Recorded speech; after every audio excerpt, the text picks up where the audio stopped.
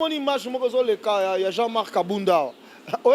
Je connais ce monsieur-là, mais tant qu'on a Monika Ndakubabi, Zandakuna Somba Tonga, mais en tout cas, Jean-Marc a cause de bon ouais, Tonga Ndaka modèle en Nengwa. Donc, à l'obiango ouvertement. Ça, c'est le 1. 2. Mboka est koufité. Yo non lobike, ce qui est Mboka, a une pièce de rechange. Depuis à Komiwana, Babeti Kop na bangona Kabila Komiwana. Qu'est-ce qu'il a fait pour Abong Samboko et Koufa? Membre à UDPS identifié en tant que tel et recommandé par Félix auprès de ton frère Fayoulou Poisala parmi les experts qui va assister, qui va participer à l'audit et à fichier électoral. Monsieur Tshisekedi prend ces messieurs-là à nommer secrétaire exécutif national Yasseni. Mais avant ça, Tokoki Kondimate continue à déléguer aussi longtemps que tu as dit que Chilombo Alingasa la passage en force a caporalisé Seni, a tia, pirier comme disent le Quinois, de façon que Babongi sa tricherie en 2023. Donc,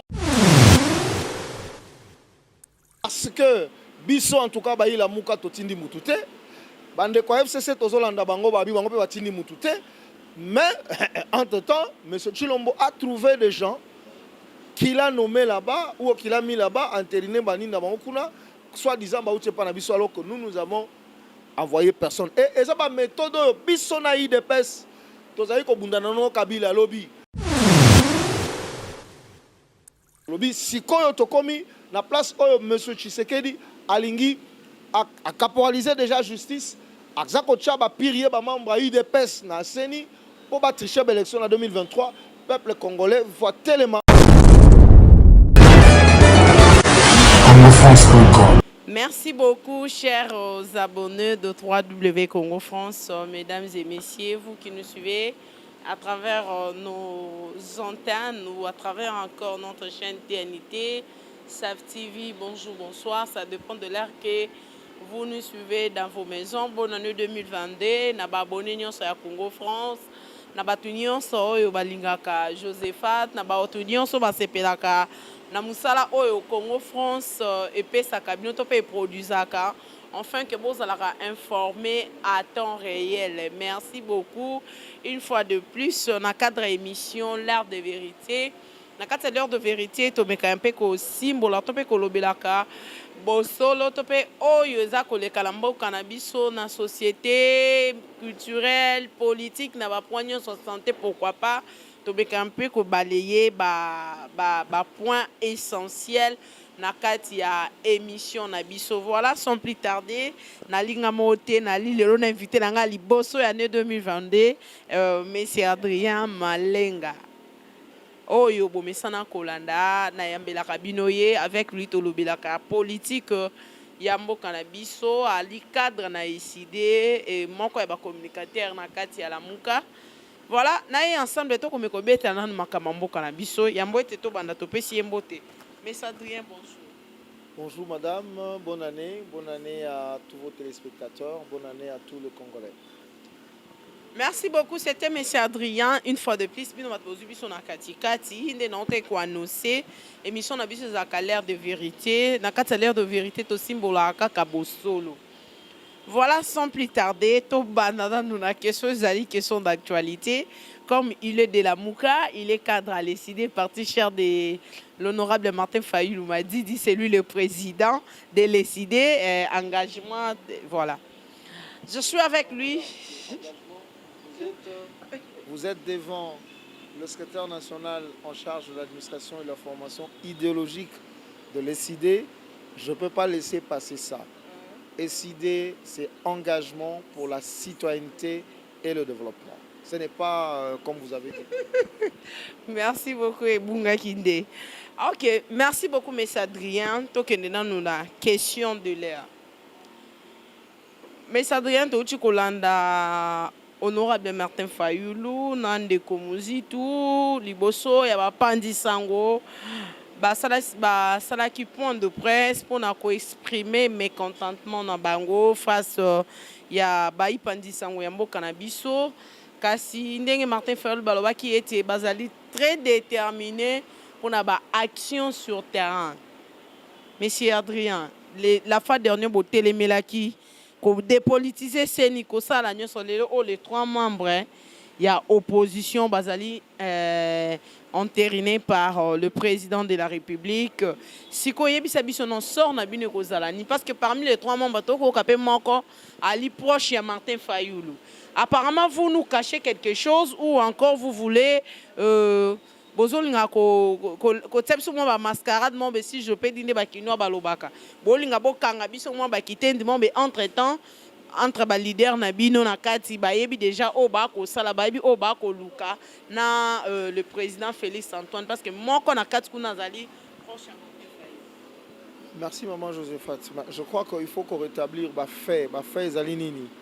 Ba fait zali que effectivement présidium ya la Muka Basali communiqué de presse, si vous voulez bien. Ce n'était pas un point de presse, c'était juste un communiqué de presse. Au Bapesaki na Bapandisango. Nako interpellé peuple Nabiso, Koloba était situation autre comme Inango Namboka, solution ultime et Kamoko, c'est l'application de l'article 64 de la Constitution. Pourquoi? Parce que M. Félix Antoine Tshisekedi Tshilombo a décidé il y a qu'à caporaliser CENI, il y a qu'à caporaliser justice pour Ayeba, qu'à tricher ma ponomie en 2023. Pourquoi Tolobi Ango? Parce que Ebandaki na nomination à la juge na cour constitutionnelle et comme na Kanyaka, il y a pesi na 6 confessions religieuses pour Alekisa, membre à UDPS, proche na Denis Kadima. Na tête il y a CENI, boyebi que Tilelo, les catholiques, les protestants, ils contesté ango bloc patriotique, ils ont annoncé l'action. Biso la muka tolobi toko boy ango. Balien na bango, bon, ils ont la stratégie na bango, mais quand même une fraction à Balien na bango disent la même chose. Monsieur Tshilombo a passé à vitesse supérieure. Qu'est-ce qu'il a fait? Parce que nous allons répondre en même temps à la question, parce qu'il y a beaucoup de choses qui se disent autour de ça. Non seulement Azui Monsieur Toto, Azali membre de l'IDPS, Toyebi Malamu. L'histoire ya mboka politique, ya mboka, une histoire récente ya mboka Oyo, parce que au sali allusion na Toto, parce que au tali lettre Oyo dynamique, ezalaki na ba réseaux sociaux. En fait, Toto Azali membre de l'IDPS Oyo en 2018, avant l'élection en 2018. Bandeko OIF, Bayaki, Koede Biso, parce que Biso à l'opposition à l'époque, UDPS, Dynamique, MLC, UNC et les autres, nous réclamions l'audit du fichier électoral. Alors, dans le cadre de l'audit du fichier électoral, Bandeko OIF, Bayaki, Koede Biso, côté de Biso opposition, il fallait qu'il y ait un délégué pour auditer le fichier électoral de l'époque. Tout le monde. Mais dans le cadre de la stratégie, on a une alliance dans l'IDPS. Parce qu'il faut dire qu'à l'époque, le vrai allié, c'était la dynamique de l'opposition et l'IDPS. Donc, nous avons très liés. Dans le cadre de l'alliance, on a l'IDPS, notamment Félix Tshilombo, à Kolobana Mnekonaye, Fayoulou, que Tozali, na membre na bisomo kazali vraiment expert makasi na makamba élection, Tolingi. Ce qui est la dynamique de l'opposition, de façon que tout ça l'équilibre. Biso IDPS, tout ça na bango, mais bino besoin. Martin Fayoulou a le binon, comme un expert avéré, et que biso pour l'instant, tout ça na membre de la société civile, baza penda pointueuté. Alors, à Zouaki Kombo et à Toto, a tindié comme délégué à la dynamique de l'opposition pour assister, à participer à l'audit du fichier électoral. Mais une semaine après, parce que nous avons dit na poto à Kokoy Koyate, Ndeko Martin Fayoulou m'a dit, compte tenu du timing, le président élu a joué sous décision pour nommer Moutoumou sous la place. Donc, ce n'est pas, il est ni membre de l'ECD, ni membre d'un parti faisant partie, excusez-moi la tautologie, de la dynamique. Azali membre à l'IDPS identifié en tant que tel et recommandé par Félix auprès de ton frère Fayoulou Poisala parmi les experts qui va assister, qui va participer à l'audit de fichier électoral. Monsieur Tshisekedi prend ces messieurs-là à nommer secrétaire exécutif national Yasseni. Mais avant ça, akei ko débaucher, excusez-moi, ba membre mususu ya biso a tie bango na kati ya plénière ya seni. Ba membre oyo bazali na kati ya. Est-ce que vous avez déjà vu ba réponse oyo biso ba ila muka to réservaki na monsieur Mbosso tanga tindaki biso to tinda ba kombo ya ba délégué na biso na seni tolobaki toko tinda ba kombo te aussi longtemps que un seni ezali dépolitisé et puis deuxièmement aussi longtemps que consensus ezali entre les confessions religieuses pour la désignation il y a présidence il y a seni et puis troisièmement tokoki kondima te kotinda ba délégué aussi longtemps que toyebi que Chilombo alinga ça la passage en force à caporaliser Seni, à tia, pirier comme disent le Quinois, de façon que babongi sa tricherie en 2023. Donc, c'est clair, nous n'avons aucun délégué au niveau de la Seni, en tout cas, la Mouka n'a aucun délégué, parce que j'entends parler aussi de gens qui parlent de Ditu Monizi, à la plénière, il y a Seni. Ditu Monizi n'est pas la plénière, il y a Seni, n'a compte, il y a SID, non. Lui n'est plus membre de l'SID, il est membre de l'Union. Comment on appelle ça, sacré, il est déjà parti. Alors, déjà n'a parti depuis longtemps. Il y a déjà qui ont déjà choisi tout le spectacle, mais il n'engage pas SID et nous n'avons envoyé personne à la CENI. Il faut que Eyo Karamalam. Donc, mais il faut besoin micro, il faut besoin micro pour tout na bango. Pour l'instant, quand on parle de l'opposition, on voit l'FCC la Mouka. Parce que biso en tout cas ba la Mouka totindi mutute. Bande kwa FCC tozolanda bango babi bango pe batindi mutute. Mais entre-temps, M. Chilombo a trouvé des gens qu'il a nommés là-bas ou qu'il a mis là-bas, entériné Baninda Banokuna, soit-disant Baouche Panabiso, alors que nous avons envoyé personne. Et ça va méthode Bissonaï de PES. Tozaïko Bundanano Kabila Lobby. Comme Chilombo est devenu le meilleur élève de Kabila, il applique exactement la méthode Yamabe au Kabila Zakinango, débauchage pour court-circuiter comment dit processus électoral. Donc, communiqué de presse à la Mouka Nasuksawana, maman Josephat, et Zali Kotalisa, Makambo Nyonso. Yangwana Soukanango Zaini Soukanango, va rappeler na 1959, janvier 1959, Nenge Papa Nabiso, Bazwaka Lipanda, va rappeler 16 février, Nenge Tozwaka, revêtir la conférence nationale souveraine. Va rappeler semaine, il y a le 19 au 25 janvier 2019, Nengenini, Tokenaï ko barrer la route, na glissement, en fait, subordination à organisation d'élection par le recensement général de la population, Kabila Ngaka Mekango, peuple en baki non. Tolobi, si koyo tokomi, na place oyo M. Tshisekedi, Alingi, a caporalisé déjà justice, a Zako Tchaba pirier ba membre UDPS na Seni, pour tricher l'élection en 2023, peuple congolais voit tellement pour défendre la souveraineté, parce que l'article 5 de la Constitution, la souveraineté appartient au peuple, a tellement à défendre la souveraineté, parce que cette fois-ci, il faut que le choix du peuple soit respecté. Donc il faut tout appliquer l'article 64 de la Constitution, et nous avons dit, dès le début du mois de février, nous commençons des actions de fureur. Je dis bien des actions de fureur. Merci beaucoup, Bobanda Bation. Mais quand on a bobo ya glissement en 2023. Binomo rokoto yo bozobo ya pe kotinda ba membre ya opposition au juste. La Mouka El Fayoulou, si je peux dire El Fayoulou, parce que toyoka yokoma El Muzitu Bemba et El Bemba Katumbi El Fayoulou Muzitu. Lelo bobo ya lelo glissement.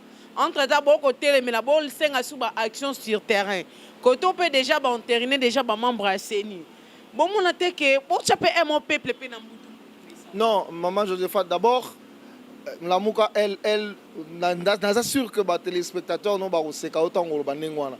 Bateaux autant bazala union sacrée. La Mouka coûte tala bango soutien. Yo kabango bala suma la Mouka. Yo lingo la musabango alors que bango balala na bango déjà kala. Bazala Chilombo tu le sais non? Donc elle wane zaka amburema Chilombo lingaya nango ma comprendre que la Mouka c'est le peuple et le peuple est avec Fayoulou. Donc histoire de sila nango côté ko lo bango te. Deuxième chose, biso batala Mouka tozana te pour toi accompagner monsieur Chilombo. Nous ne sommes pas là pour accompagner M. Félix Antoine Chilombo et sa bande. Non. Nous sommes là pour que la souveraineté de notre peuple soit récupérée. Nous sommes là pour que l'État de droit soit démocratie à solo et contre mboka o peuple a joué effectivement rôle là en tant que souverain primaire.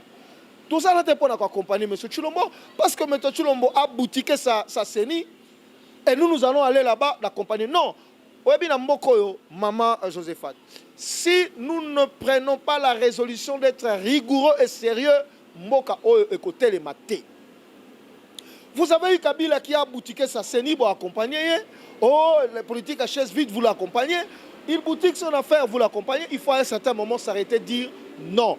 Nous ne pouvons pas aller na CENI à modèle Wana. On te dit déjà que M. Tshilombo a vu pire nae a Tchebango Kuna.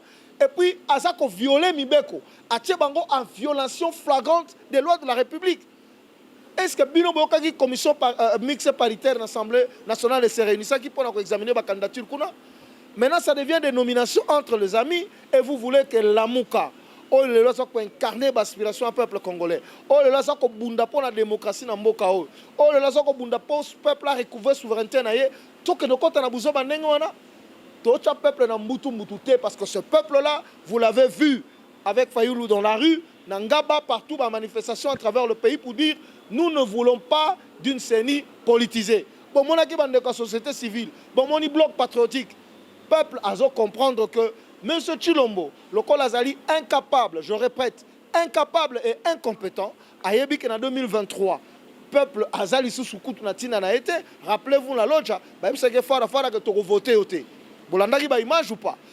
Conscient de ça, solution d'alikaka, que caporaliser CENI pour la contribution à l'élection, mais tous les maïres. Article 64 de Kosala que atala simande ba congolais ba lobaka azonga moto. Merci beaucoup, M. Adrien.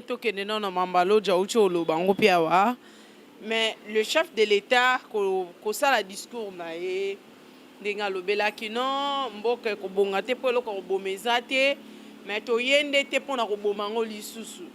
mais ce qui est vrai, Mimi Yangambu ya bandeko surtout bino batalamuka quelques populations au bazar kozwa mais discours à chef de l'État ko interpréter en ndenga mabe. Est-ce que tant mutalobi que mboke kufa bisomo déjà tolobare kufa et loko royibe zate et puis il n'est pas venu pour na ayiba parce que loko déjà kufa ko yiba ngote mais il est venu na si je peux dire na ba pièce à réchange pour que makambo ke des sources na ndenga ordre. Pourquoi interpréter les discours ya Tshisekedi mabe? Selon vous, depuis tu sais que Dakota, toutes les choses ne marchent pas bien. On dit que yo moko ozo luka moyen o bongisango mais ozo kokakakati. Maman Josephat. Non non, mais o bongisa o alobaki na non, c'est là non maman.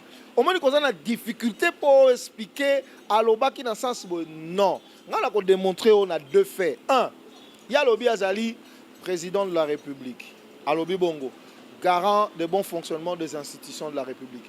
Alobi Mboke Koufa, c'est que ce qui a conséquence sur le plan constitutionnel, ce qui Mboke Koufa, c'est que les institutions n'existent pas. Ce qui les institutions ont travaillé, c'est que les ont existé, pardon, c'est que ces institutions-là ne remplissent pas leur rôle. Donc ils nous donnent raison, nous la Mouka, nous, lorsque nous disons que ces institutions sont illégitimes et bazar redevable vis-à-vis d'un peuple. C'est ça. Donc, Ezali avait le chèque pour la Kolobake. Mboka et Koufinango. Ngaï naza incapable de ressentir quelque chose. Donc, alobi ango ouvertement. Ça, c'est le 1. 2. Mboka et Koufité. Yo non lobi que Mboka do ye aïna ba pièce de rechange. Depuis à Komiwana, ba beti kop na bangona Kabila Komiwana.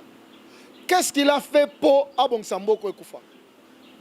Ce qu'il a fait, c'est quoi? Na kotangela yo. Babeti kop na kamere bazui 15 millions.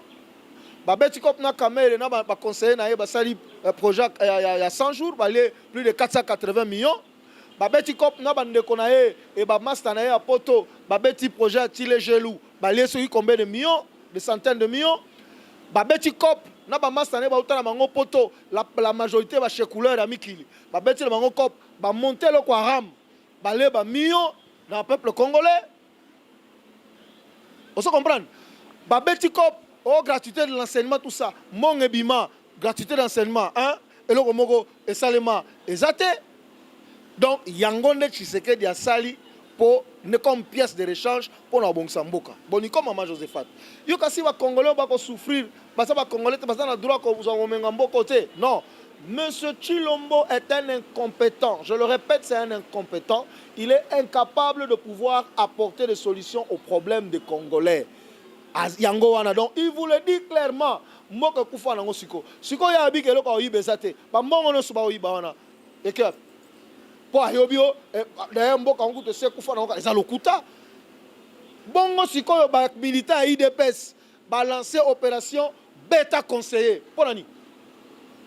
Po ba ko yiba mbongo. Siko ya zo na bana biso ko sa ba congolais mboka kufa nango to oyiba sunini. Ambo. Siko opération o parti na ye IDPS ba lancer bêta conseiller. Pour bazo yiba mbongo ebele. Yo zelana qui ça que ba vidéo on est sur que les ba militaires IDPS. Mais yo mama yo za journaliste. Vidéo muto asaki vidéo wana oye ayebani non? Attends mon IDPS. Deuxièmement, ba audio ezobima ba kombo ezotangama na ba kombo ba conseiller ezotangama. Siko yo ngo sala semblant poza ka muta IDPS maman Joséphine. Oui, aux journalistes mais na tendance na yo. Donc c'est ça la réalité maman. Dans mon image moi que le cas il y a Jean-Marc Kabunda. Je connais ce monsieur là. Mais tant qu'on a monika ndako babi eza ndako na somba tonga nabi mais en tout cas Jean-Marc akozwa mbongo epe tonga ndaka modèle ndengwa mais akoza pe peut-être dans sa économie Jean-Marc Kaboun fils secrétaire général il y a eu de pèse bien que basi pouvoir akoza pe économie n'empêche que mutasa l'économie pendant une année 2 ans ça il rêve économie na secrétaire na mbongo le salaire la secrétaire général IDPS secrétaire général IDPS ça a un salaire combien? Il faut arrêter. Il faut arrêter. Nous avons affaire à un régime de prédateurs. Nous avons affaire à des affairistes qui viennent là pour se remplir les poches. Point barre. Qu'est-ce qu'ils apportent au pays depuis qu'ils sont là? Par réforme, nous avons une stabilité. Quelles sont les politiques publiques qu'ils appliquent quand on a quand même une stabilité? Sentir état de siège quand même. Ozolo batte le siège quand même moi yo moko to talo boko bo non soko zo ba makambo ebi makambo zolo babo tant zolo bango maman Joséphine oza congolaise ngala za congolais yeba ke bato ba na est ba pe ba congolais loko biso baza ba famille loko biso koloba ngam na légèreté parce que jusqu'aujourd'hui on continue à tuer le 25 décembre tant bino boko fêter ba champagne on tue les gens là-bas ba bombe explosée kuna oyebi que lelo toutes les statistiques démontrent que il y a beaucoup plus de morts pendant l'état de siège, ce qui est l'état d'échec qu'avant. Vous pouvez expliquer des choses comme ça. Alors que vous nous avez amené des armées étrangères, encore. Les bourreaux de notre peuple, officiellement. Mais les statistiques démontrent qu'il y a beaucoup plus de morts pendant l'état de siège qu'avant l'état de siège. Vous comprenez ça? Donc, et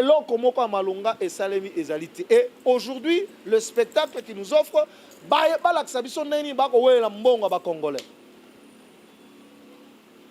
militant basiliki balobi siko bazo ke ndobeta ba conseiller na bango po bazo yiba mbongo ebele bazane na courage te ya ko yebsa nani Tshisekedi nengo zana arrêter ça zo tozo souffrir po yozo lia mbongo na ba conseiller na yo bazana courage ya ko te ba ko yela ko ta ba conseiller. Est-ce que mais Adrien sous Kabila vous ne sentez pas que sous Tshisekedi, il y a quand même liberté d'expression? Le roi de quoi le ben à l'autre en voté en présence de Tshisekedi. Le président de la République a très bien dit non,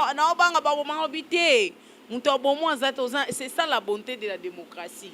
Vous voyez pas que non, malgré Babylon Moussous, oui, c'est petit à petit. Est-ce que vous ne sentez pas que moi, liberté d'expression, moi, le Lopé Messadrien, tu te tiens devant la caméra? Ozolo, le président de la République incompétent. Sous Kabila, est-ce qu'on avait le pouvoir de dire ça? Je dis plus que ça. Lui-même, Tshisekedi, Félix, a dit plus que ça. Il a dit un jour Kabila, sa place est en prison. Vous n'avez pas vu ces images-là? Son père, le Sphinx, père à son âme, avait dit Bo Kangelangaye, mort vivant, Boye Langaya. C'est Kabila. Il ne faut pas vous donner l'impression que Tshisekedi n'a même pas la liberté d'expression. Ça veut dire quoi? Il y a eu 90 libérations en Mokao. Il y a eu conférence nationale. Vous savez, journaliste, vous avez une histoire en Mokao. Quand on dit que Chilombo est incompétent, on ne l'insulte pas. On dit qu'il est incapable d'exercer son rôle au Azolo Bakaza, président de la République. C'est ça être incompétent, non? Et ça insulte. Maintenant, la personne C'est qui ça, sera c'est- compétente, c'est Martin Fayulu. Exactement. Comment ça? Mais bon, comment on a dit? Mais Martin Fayulu a travaillé à Zana Parlement, rien du tout. À travers Il a été dans le Parlement, il a été élu comme député national de 2006 jusqu'à 2000. Jusqu'à preuve du contraire, Aza toujours au siège. na kanisaki non maman faut le babiloko eza normal obito ah to sama sécurité to ba mboka faut to ba normal. Tu n'as jamais vu le président élu siéger au Parlement. Donc yo ça journaliste s'il vous plaît. S'il vous plaît. Yolande Martin Fayulu. Non, je parle de... Non, Nalobi, s'il vous plaît. Yolande Martin Fayulu. Suppliante Naye. Suppliante Naye. Mais pourquoi ne pas refuser même la suppliante à siéger? Donc, pour question posée à moi, na répondant à la question, aux ongles, on tika na répondre tant musus par la répétition, ils amènent la ouais, c'est cas, mais ils amènent mingi. Na c'est que aux hommes taille des personnes qui tembe, c'est quoi ça l'examen? S'il vous plaît, s'il vous plaît. Je crois que l'option, s'il vous plaît, madame, s'il vous plaît. Ils ont bien débattu ça les amalam. Opposer la question mille et une fois. Aux ongles là, on kakana. Évitez ça quand ça que et ça la nine, ça là est l'autre côté.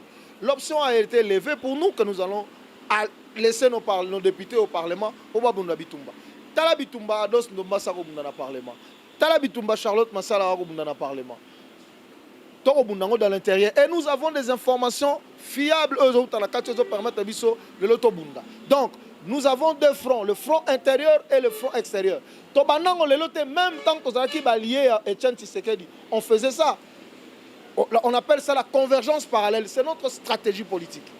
Mais le président élu, Martin Fayulu Malidi, est président élu. Vous savez qu'il est le seul aujourd'hui où le peuple en votant pendant 5 ans, 5 ans dans le Parlement.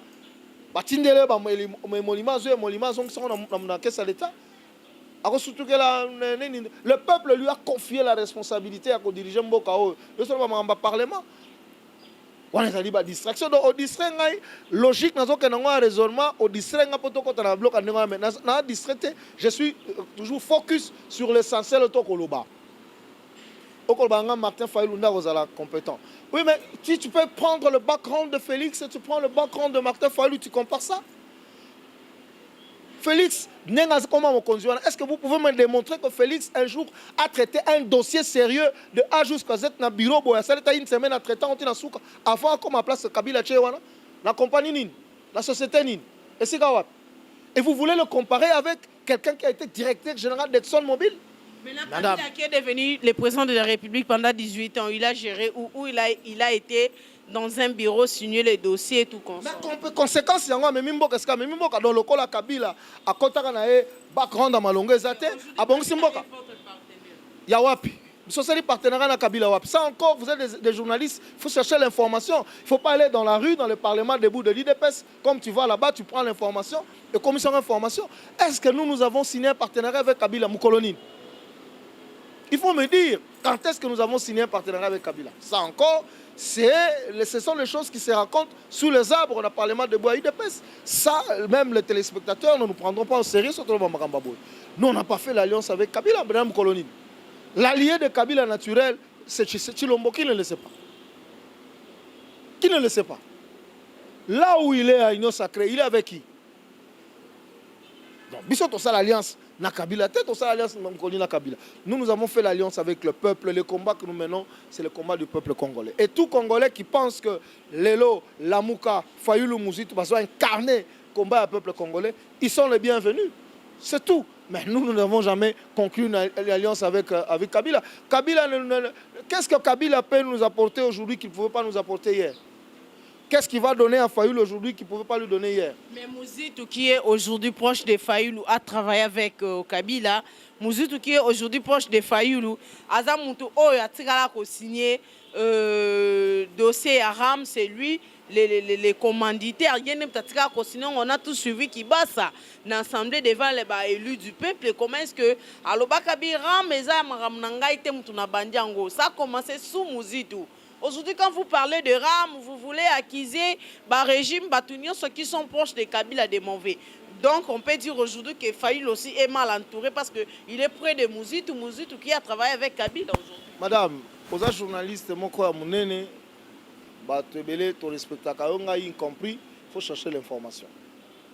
il faut chercher l'information. Il faut éviter d'aller dans le Parlement debout. S'il vous plaît, madame. L'information que je vous donne, c'est un Parlement debout. Laissez-moi. Tant que yozo loba que rame banda na muzitu. Na ozana décret ango signaka. Arrêtez. C'est Kibasa qui l'a parlé devant. S'il vous plaît, madame, s'il vous plaît. Si quand rame zaki na paka mubutu et ceux qui vont na muzitu. Baza okata bino na paka muzitu ba unité ne ba okata lelo pour banda na époque na. Parce que biso pour na mémoire na raisonnement no comprendre. Tant que muzitu azalaki baza okata biso ba unité pour rame banda qui ne passe na nde ba okata biso lelo. Na tout ni question d'exemple. Non. Maman, problème ezali eloka mabete. Taxe eyebana ezeloka malamu. Impôt eyebani ezeloka malamu. Mais impôt faut ezala na soubassement juridique. Yoko la mukaka te bolobi ram o expliquer batute ezanini ni ezanini soubassement juridique ezate. Parlement ekei kuna batali même na ba recette ezokota na ba eza traçable te na budget ya mboka. Et olobi que non e bana pour muzitu. Non.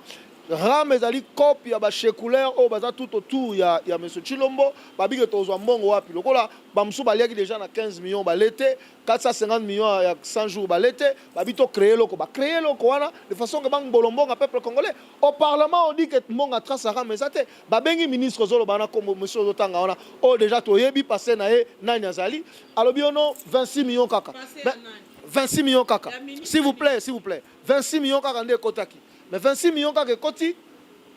Mais après, on a démontré que c'est plus de 260 millions. C'était déjà l'année passée, je crois, mois d'octobre, 260 millions, on va démontrer en gros. Donc, il faut quand même dire des choses telles qu'elles sont. Aujourd'hui, cette affaire-là, c'est une affaire boutiquée de toutes pièces, escroquerie d'État.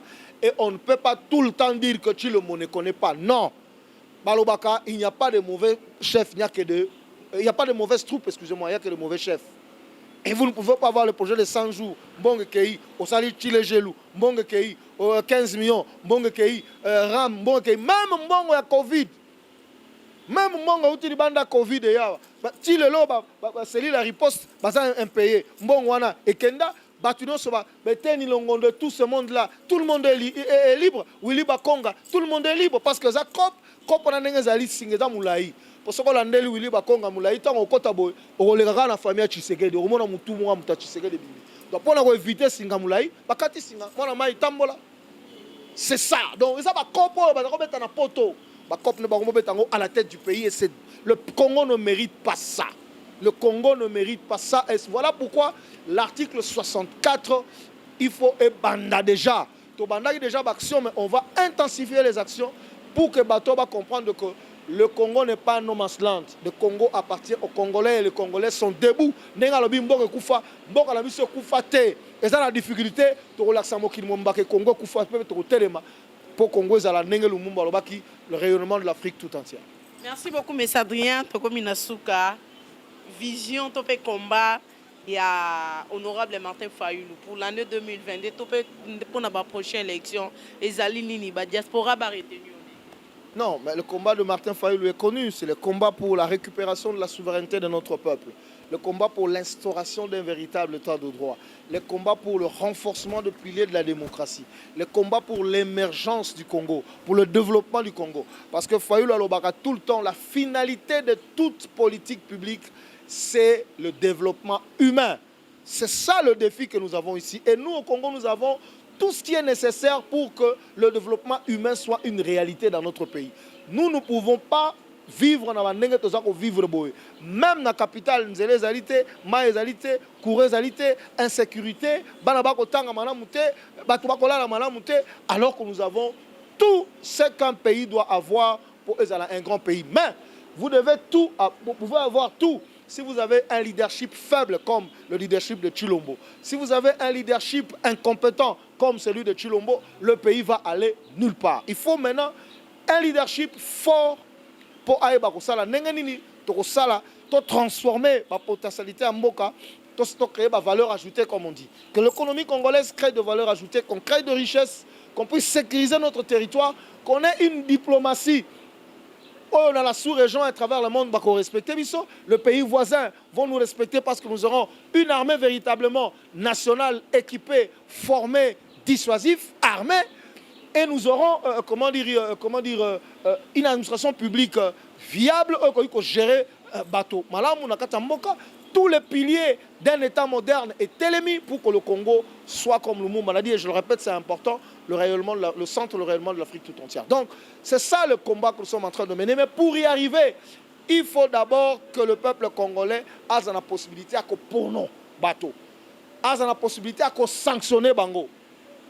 Et non, bateau qui est dans la ferme, pour na bateau, na place na bango. Oyoka ba député, même il y a FCC, même il y a Union Sacrée, comment que le bango clairement que les agis gamba liste, FCC tinda liste na yo, no IDPS yo lokola, to pesi yo présidence, yo ozwaka 40 députés, bisoto soit majorité pour tout ça l'équilibre. C'était comme ça dans un bureau, ça n'avait rien à voir avec les résultats sortis des urnes. Les gens le disent aujourd'hui, vous l'entendez. Nous l'avons dit hier, Bolobi Tozaba et eux-mêmes le disent aujourd'hui. Donc le combat pour nous, c'est qu'il faut que le peuple récupère sa souveraineté. Le combat pour nous, il faut que la véritable démocratie soit installée. Il faut alors que nous ayons un processus électoral crédible pour que la vérité des urnes triomphe. Dans une démocratie, lorsqu'il n'y a pas de vérité des urnes, ça devient de la dictature. Parce que ce n'est plus le peuple qui se choisit ses dirigeants, mais c'est un groupe d'individus qui prend le peuple en otage et qui impose sa volonté. Et ça, il n'en est pas question. Merci beaucoup. Je pense que vous avez tous suivi. C'était mes Cendrillon, vous comprenez. Hein? Bon, là, je ne suis pas de l'IDPS. Je suis que... C'est comme ça. Tu voulais me déstabiliser, moi aussi, je voulais te déstabiliser. C'est des bonnes guerres, madame. Vraiment, merci beaucoup. Je suis que journaliste d'investigation.